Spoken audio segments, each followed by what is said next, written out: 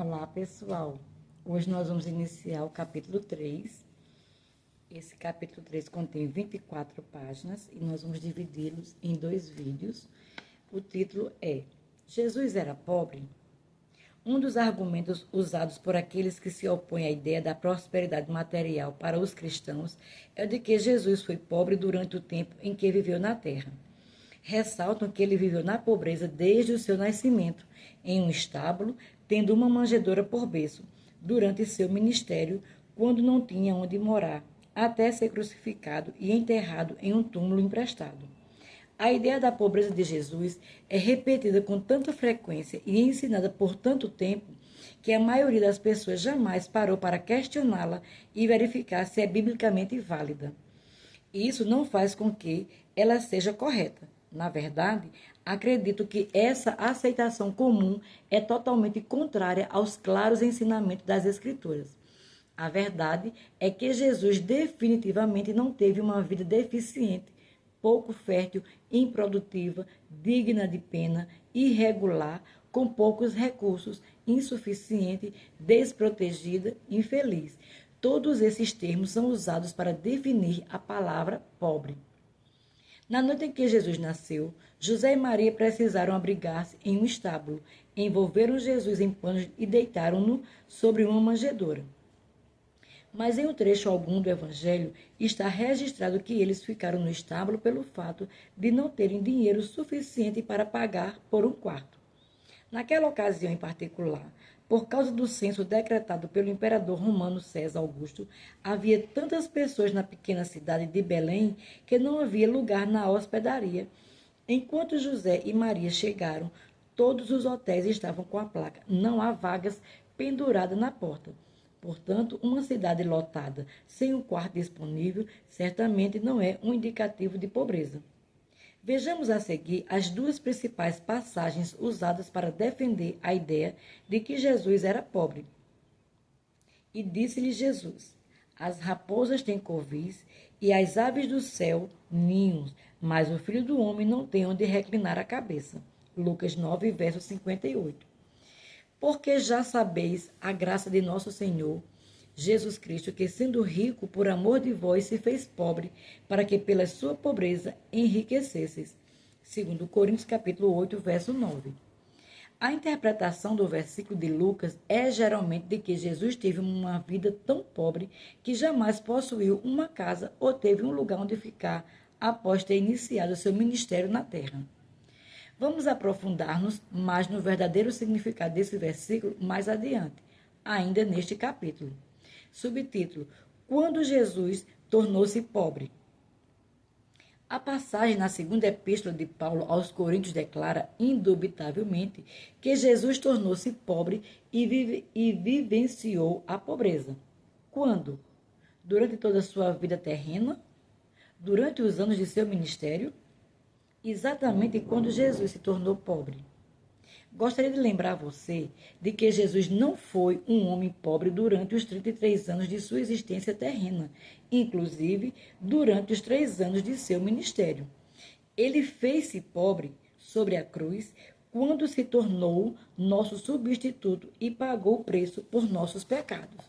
Em Isaías 53, o grande capítulo da Bíblia que aborda essa substituição, é narrado que Jesus carregou nossos pecados e tudo que se relacionava a eles. Jesus tomou sobre si o que pertencia a nós, para que pudéssemos receber o que pertence a ele.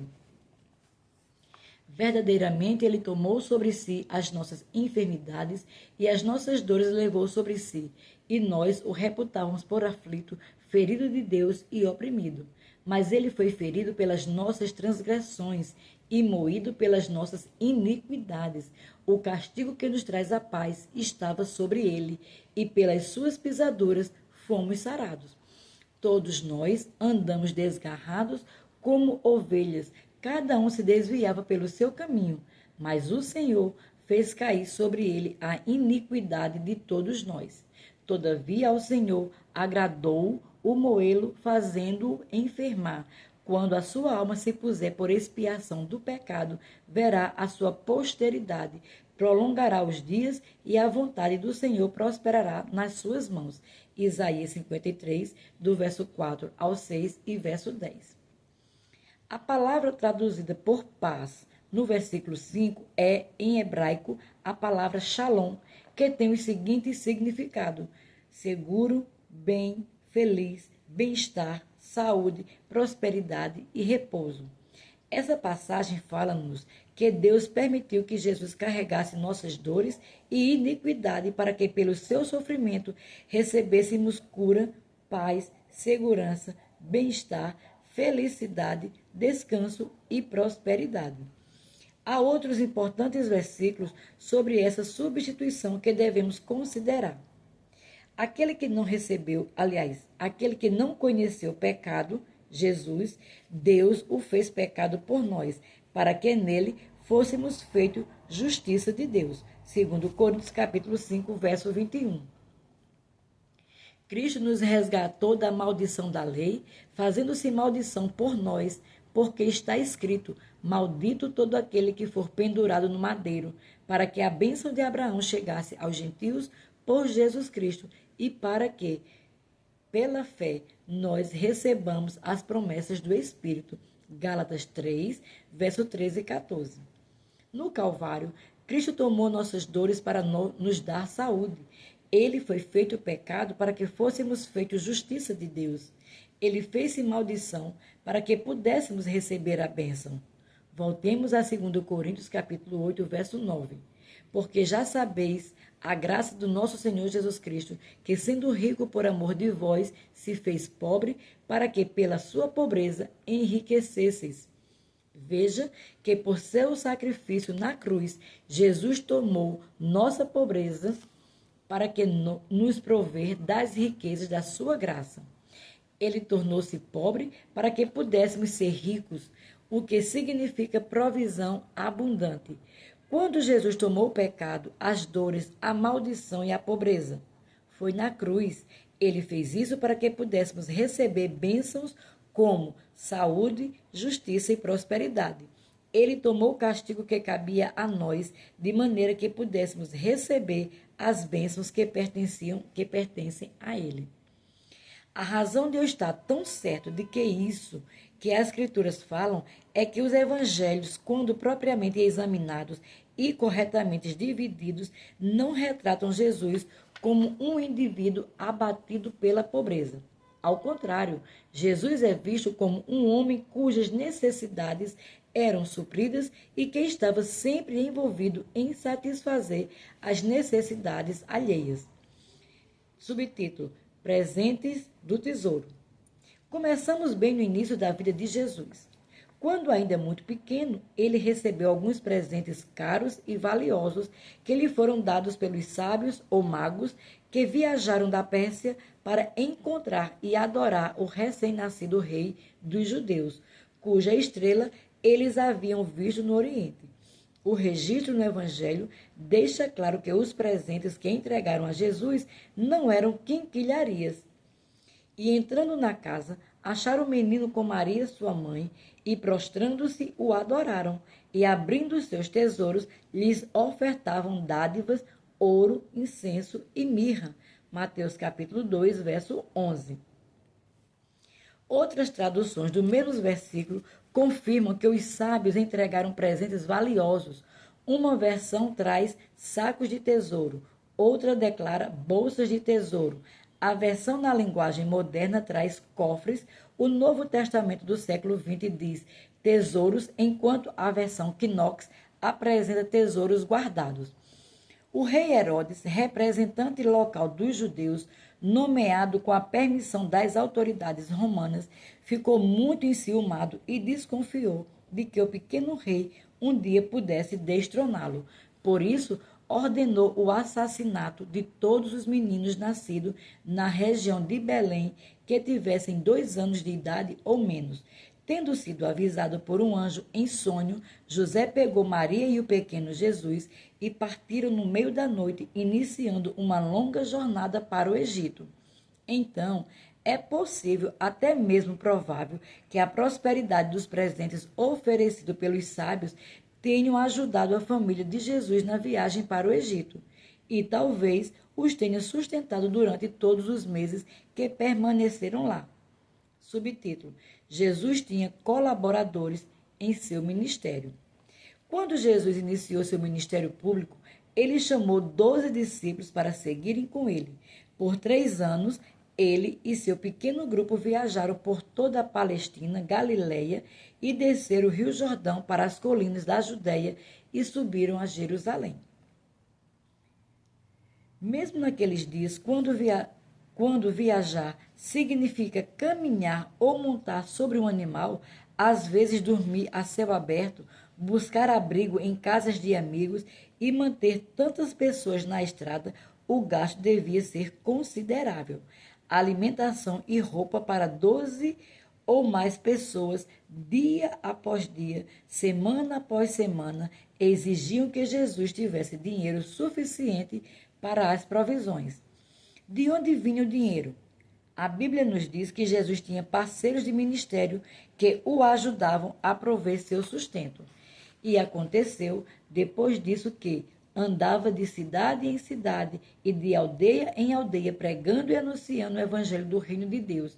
E os 12 iam com ele, e também algumas mulheres que haviam sido curadas de espíritos malignos e de enfermidades.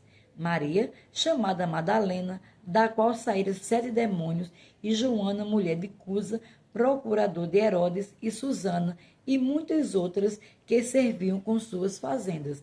Lucas, capítulo 8, do verso 1 ao 3. Veja como o versículo 3 aparece em algumas versões. Almeida Revista e Atualizada declara: as quais lhe prestaram assistência com seus bens. A Bíblia Viva apresenta contribuindo com seus recursos próprios para o sustento de Jesus e seus discípulos. A Nova Versão Internacional traz: essas mulheres ajudavam a sustentá-los com seus bens.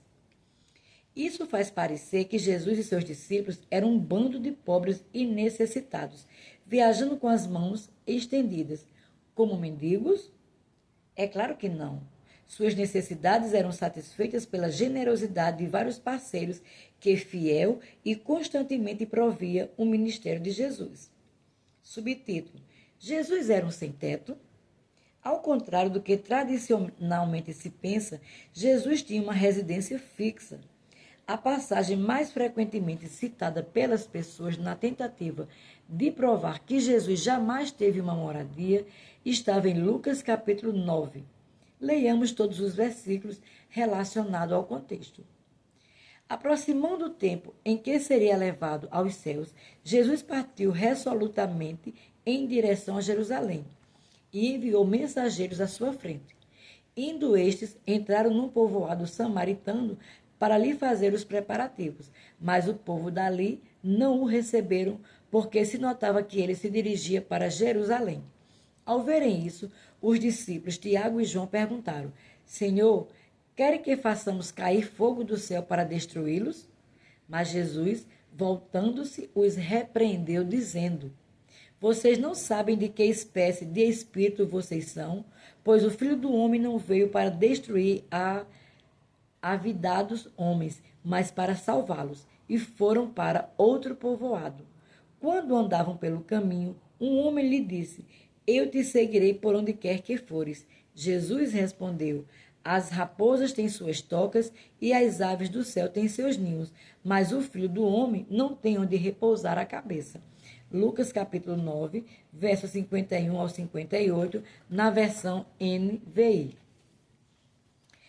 Lendo no contexto, podemos ver que no versículo 58, Jesus estava simplesmente dizendo: neste momento de minha vida, estou em trânsito, continuarei meu caminho para cumprir minha missão.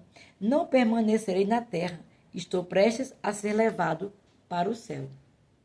Note que existem outras passagens que parecem indicar que Jesus não tinha uma casa ou lar terreno. Quando Jesus ouviu que João tinha sido preso, voltou para a Galileia. Saindo de Nazaré, foi viver em Cafarnaum, que fica junto ao mar, na região de Zebulon e Naftali. Mateus, capítulo 4, verso 12 e 13, na versão NVI. A versão Williams apresenta no versículo 13: mas saiu de Nazaré e fez sua casa em Cafarnaum.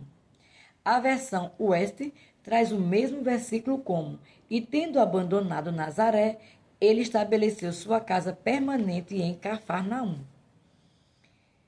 Agora vejamos Mateus 9, verso 1, na NVI, que diz: entrando Jesus num barco, atravessou o mar e foi para sua cidade. A versão Williams traduz esse versículo assim: e ele entrou no barco e atravessou para o outro lado e foi até a sua cidade de origem. A versão Wester diz: e estando ao bordo do barco, ele atravessou e entrou na sua própria cidade. Como alguém pode ir para a sua cidade a menos que more lá? E como morar lá a menos que tenha um lugar para viver? Em Marcos, capítulo 2, verso 1, na versão NVI, também há um trecho muito interessante. Poucos dias depois, tendo Jesus entrado novamente em Cafarnaum, o povo ouviu falar que ele estava em casa. Na tradução Williams, vemos esse versículo assim: depois de alguns dias, ele voltou a Cafarnaum e foi dito que ele estava em casa. A versão Wester diz: e tendo entrado novamente em Cafarnaum, após alguns dias, ouviu-se que ele estava em casa. Jesus não poderia estar em casa, ou não se poderia dizer que ele estava em casa se não tivesse uma. O argumento de que Jesus não tinha uma casa não pode ser usado como prova de pobreza, porque as Escrituras indicam que ele, na verdade, tinha um lar. Subtítulo: Pescando ouro. Há outros indicativos bíblicos de que Jesus não teve uma vida de pobreza absoluta. Por exemplo, quando era necessário, o poder de Deus operava milagrosamente por intermédio de Jesus para satisfazer as necessidades dele e as dos outros. Tendo ele chegado a Cafarnaum, dirigiram-se a Pedro os que cobravam o imposto das 2 dracmas e perguntaram: não paga o vosso mestre as 2 dracmas? Sim, respondeu ele. Ao entrar Pedro em casa, Jesus se lhe antecipou dizendo: Simão, que te parece? De quem cobram os reis da terra impostos ou tributos? Dos seus filhos ou dos estranhos? Respondendo Pedro: dos estranhos. Jesus lhes disse: logo estão isentos os filhos. Mas para que não os escandalizemos, vai ao mar, lança o anzol e o primeiro peixe que fisgar, tira-o, e abrindo-lhe a boca, acharás um estáter. Toma-o e entrega-lhes por mim e por ti. Mateus capítulo 17, do verso 24 ao 27, na revista atualizada. 2 outras passagens em Mateus também ilustram o milagre de Deus operando em favor das necessidades materiais do povo. Em Mateus, capítulo 14, verso 15 ao 21, é narrada a história de como 5.000 homens foram alimentados com 5 pães e 2 peixes. Em Mateus, capítulo 15, do verso 32 ao 39, é contado que 4.000 homens foram alimentados com 7 pães e alguns peixes. Durante seu ministério terreno, Jesus demonstrou sucessivamente que os recursos necessários para tudo aquilo de que Deus precisasse estavam disponíveis para ele. Subtítulo: Ajudando os pobres. Outra razão para crer que Jesus era próspero e que a Bíblia indica que o ministério dele ajudava financeiramente os pobres de forma regular. O registro que o apóstolo João faz da última ceia é uma das passagens mais poderosas e tocantes do Novo Testamento, que nos apresenta eventos significantes e importantes. No capítulo 13 de João, vemos que Jesus, lavando os pés dos apóstolos, profetizando a traição que sofreria, deixando o novo mandamento de amarmos uns aos outros e alertando Pedro quanto à sua negação ao Senhor. Entretanto, algumas vezes as pessoas não prestam a devida atenção em 3 importantes versículos com respeito a Judas, que enfatizam o fato de que o ministério de Jesus tinha recursos suficientes para dar assistência financeira aos pobres, aparentemente de forma regular. Quando Satanás apoderou-se de Judas e pôs em seu coração que traísse Jesus, ele levantou-se e abandonou a ceia. Em João 13 é relembrada a história. E após um bocado, entrou nele Satanás. Disse, pois, Jesus: o que fazes, faze-o depressa.